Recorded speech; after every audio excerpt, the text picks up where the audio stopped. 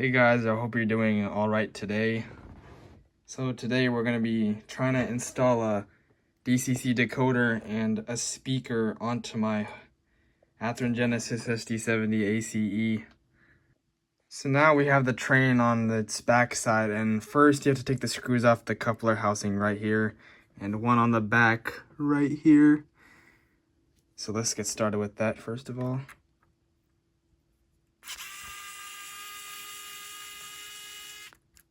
And it should be magnetic, so it should be able to come out. You have to get your fingers in there sometimes.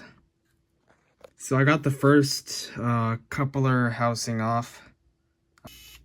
It took a while to get out, but that's the process of it. Ooh, there it is. It's magnetic, so you could take it out easily. And all you gotta do is just take it out, just simply. And it should be intact or not, depending on if you took it out earlier. And now we want to move on to the two inner screws near the fuel tank. There's one right here, and there should be one on the opposite side right there. And all you do is just take it out, but you gotta be sure to properly angle it like this so you can come in there with a screwdriver and take it out.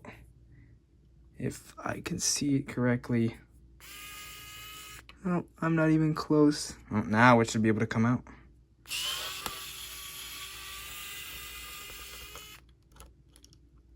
I got out my magnetic.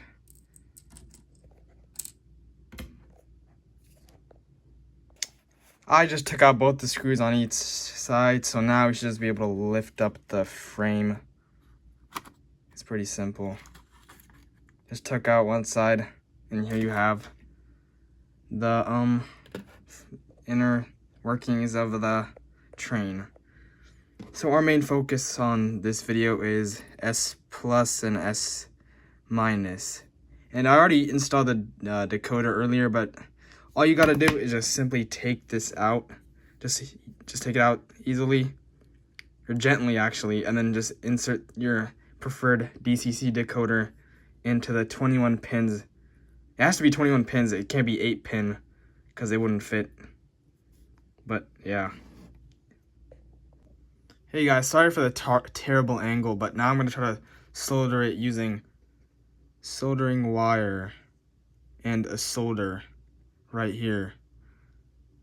This is my second time soldering anything in my life, so please bear with me, as this might be tricky. Okay, let's see if it works first. Oh, it already turned it in. Alright, so here we go.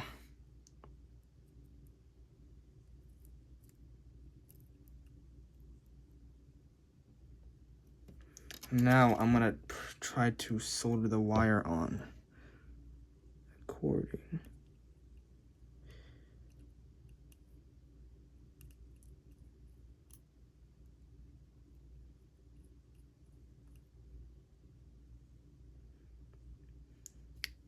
That was the first one, and now I'm gonna move on to the second one. Hopefully I can do better than that. Sorry for the angle, guys.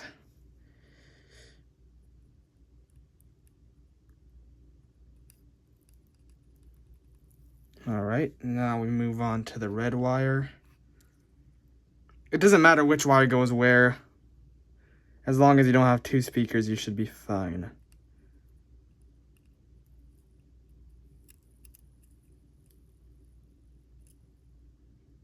And it should get stuck there and harden. And there you go. It should be hard for now. This was my second time soldering in my life, so hopefully this goes out well. Now that the soldering is over, now I'm going to try to organize the wires so that it doesn't protrude out when I'm putting the case back on. As you can see, I organized the wires right here, and they should hold up for now until I do any more upgrades needed. Hey guys, I'm back with some track now, and I'm going to test out this has no sound file or anything installed to it. so it just has some random noises. Now I'm gonna turn on the headlights with the F0, but on my controller it's F10 because I have an old one. And if I press F1 right here, it's this random default noise, and when you move the train, it just has some random noise. F2 makes a random, I'm assuming it's a European high tone horn, but I'm not sure. And the ground lights are F5. They're pretty bright. I'm actually surprised, probably because the CV is set to a high number. But other than that, everything works perfectly fine so far until I download a file. So guys, thank you so much for watching. Have a great one.